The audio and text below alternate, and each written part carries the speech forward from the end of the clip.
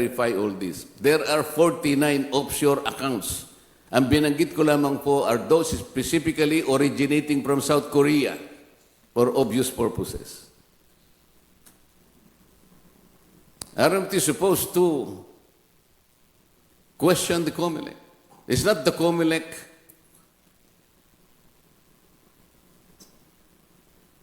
constitutionally obligated to at least make a response?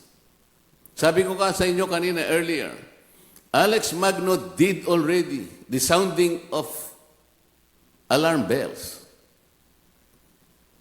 But COMELEC kept its silence. I did also on my own. Pero wala rin nangyari. Aren't we supposed to ask them? Is not COMELEC supposed to answer us? This is the big question. And I think we owe it to ourselves and to the next generation. We need to protect the sanctity, the credibility and integrity of our electoral process and the outcome of every election that will transpire in this country. This is not only my obligation, this is not only my duty, it is your duty as well as citizens of this republic. We have a shared responsibility. Thank you very much, ladies and gentlemen. Thank you, Congressman. Floor is now open for Q&A. There are 2 wireless mics being passed around. Please state your name, your news org, your question. Hello. Congressman Marcoleta, Sir Vic Suminta, Cabinet 25.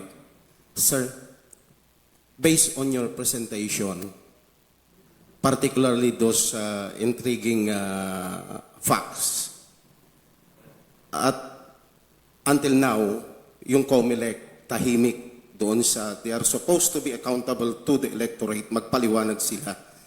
My question is, since we are running out of time, today is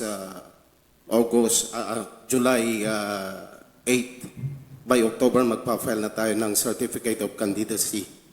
So what is the other remedy or legal remedy na pwede natin gawin para sa ganun ma-preserve natin yung integrity ng ating national and local elections in 2025? First of all, I think the COMELEC should reply to us. This is a valid question. This matter has been brought to national consciousness. They should not keep silent. For the sake of transparency and for the sake of truth, they should come clean and answer these questions. And there is also a duty for our Supreme Court to do something on this. I think there is a motion for reconsideration. I think the COMELEC should not be afraid. As you might have noticed, in the last elections, we had only 8 months left. But we have proven that we can still do it. There's still, I think, ilang buwan pa? 10 buwan mula ngayon. Like what we did in 2010. 10 buwan ang natitira pero nagawa pa natin. But I think there should be another bidding. Kapag sinabi ng Supreme Court that the act is committed with grave abuse of discretion, it is void and non-existent. There is no reason not to nullify it. Meron pang panahon. At even if, sabihin na natin, halimbawa, if push comes to shove, halimbawa, the COMELEC is not telling us that there are still 97,000 BCMs, both counting machines, in their warehouse in Laguna. And these are supported by warranties, labor, equipment, spare parts, and maintenance. We can still use them. Bakit kasi natin binili ito? 18 billion pesos. Ang sinasabi naman ng batas you can procure, you can lease, you can rent, and other mode of acquisition for whatever you will use in the election. Dapat siguro nagrenta na lang tayo, nag-lease na lang tayo, nang ganito lang pala. Hanggang ngayon hindi nila ma-prove kung talagang magagamit natin ito. Remember, we're now talking of a combination of 2 applications. not a separate application of DRE or OMR. They will use a hybrid machine. Ang sabi ng batas natin, the procured system must have demonstrated capability and successfully used in prior electoral process. Wala silang may papakitang ganun eh. So, you have violated the law. We cannot use the operative fact. Why? Ang sabi ng Supreme Court, kinakailangan good faith. Before the operative fact doctrine can be utilized and can be applied, dapat sana you can apply it as a sound legal framework if all the parties acted in good faith. Did COMELEC act in good faith? I will tell you. I will repeat this. Disqualifying Smartmatic without giving it its due process on a mere information supplied by the Department of Justice of America. Is that good faith? There's no good faith. They did not follow Republic Act 9184 because there is no more bidding. Is that good faith? That's not good faith. That's bad faith. They did not follow their own internal rules and regulations because there is no more bidding. Is that good faith? It's not good faith. It's bad faith. Did they follow Article 12 of Republic Act 9369 by being able to show the whole country and to the whole people that these machines were within the specifications of the law? That's not good faith. That's bad faith. So this is the problem. Sir, just a quick follow-up lang. Since only Miro system yung sinasabi ng COMELEC na nag-qualify dahil disqualify yung Smartmatic, nag-proceed sila granting the contract to Miro. So, can we consider that as negotiated contract dahil wala nang bidding na nangyari?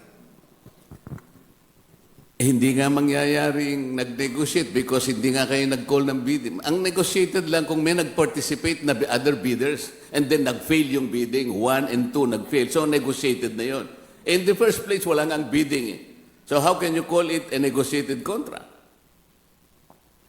Kailangan po sagutin ng COMELEC lahat ito. The people needs the answer. Now. Not tomorrow, but now. What is at stake is the integrity of our elections. Sir, one last point from my end. So meaning to say, yung mga pinapakover ng COMELEC na machine na pinapakita nila, automated counting machine, produced by Miro, that is only a prototype. These are prototype. Hindi yan yung talagang machine na gagamitin natin. Yes, ito pong mga colleagues ko sa Congress when they were invited to witness the demonstration, nagko-complain nga po sila eh. Sabi nila, why was it prototype? A prototype is a customized machine but not produced yet. Paano ngayon, paano mo sasabihin na nagpirmahan na kayo? 18 billion pesos, you signed the contract, there's already a notice of award without even presenting that these machines are the ones that we need. Nag-work ba yung hybrid? Eh yung nga yung separate applications, hindi nga nag-work. In Congo as well as in Iraq. Paano pa yung combined application? There is no precedent yet. 18 billion pesos. The biggest contract ever for automated election system.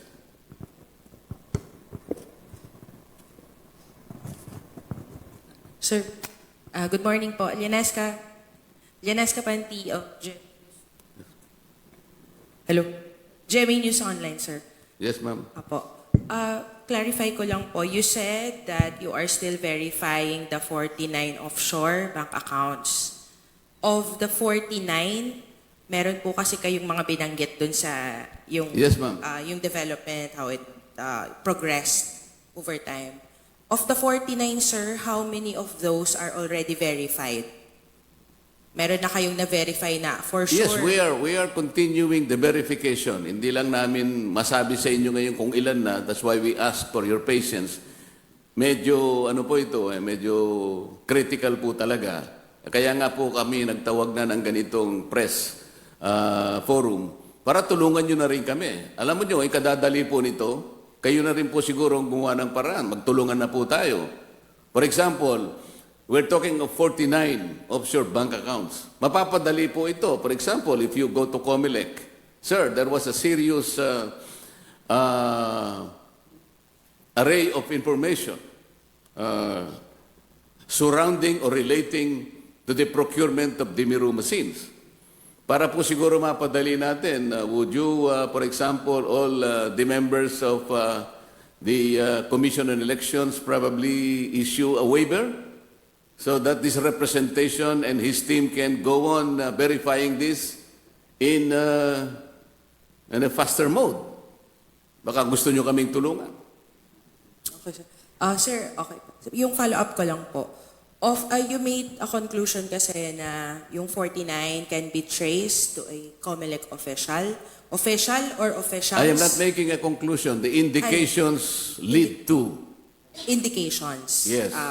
Based on the information what you've Yes, gathered so far. Okay. Thank you, sir. Yan lang po. Thank you. Thank you.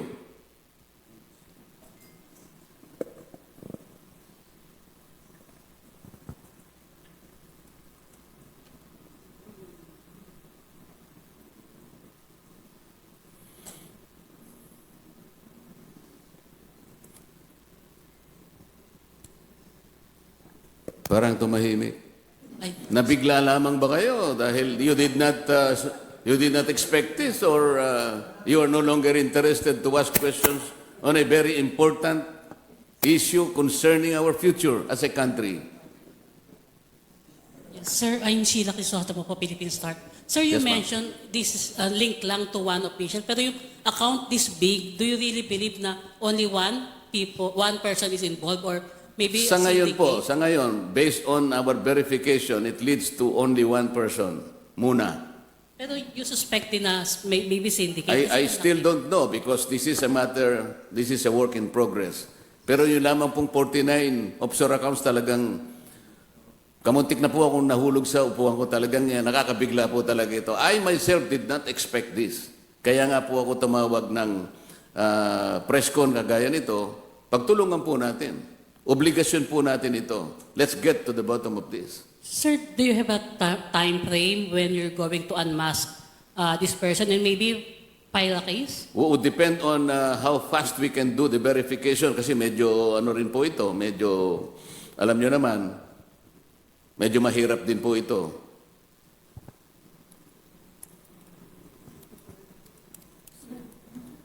Hi, Morgan Enriquez po from TV5, Kong. Yes, ma'am. Kung you said po, it leads to only one person, you still don't know po, no? May yung particular yung name, kumbaga?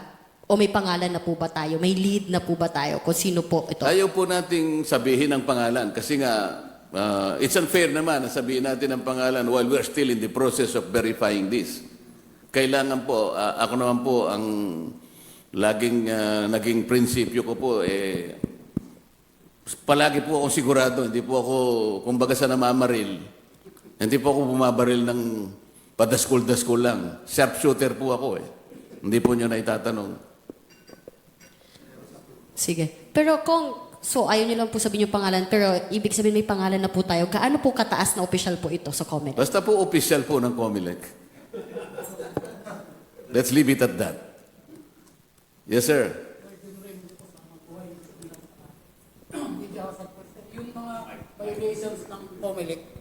Sir, yung sinayad yung mga violations ng COMELEC sa automated election law at sa procurement law. Enough grounds po ba yun para sa impeachment ng COMELEC officials?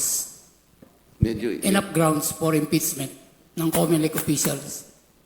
oo naman. Yung violation. Yung pag nag-violate ka ng batas natin, meron tayong Republic Act 9369. Maliwanag ang banggit niya.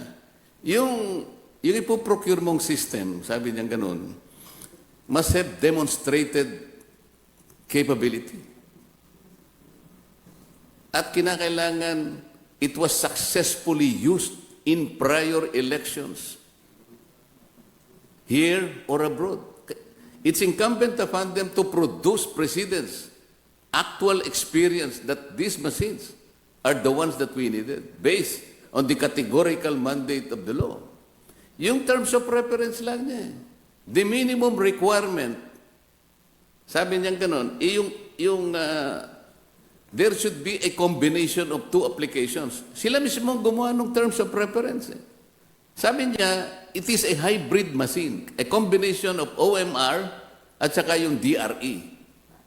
Eh yun nga lang, DRE and OMR separately used in other countries, sumablay na eh. Ito pa kayang pag i-merge mong dalawa, you will use a combination of two applications in one machine, but without producing an evidence that they can work in our jurisdiction. Problematic na po yun. Kinakabahan naman ako doon. Aren't we supposed to look into the outcome of our elections? Yung integrity po nito, ang pinag-uusapan natin. Huwag na po nating pag-usapan yung 18 billion, although pwede rin naman nating masyadong malaki naman po ito. Hindi po 1.8 billion ito. 18 billion. But more than the amount itself, more than that, there is a more pressing issue.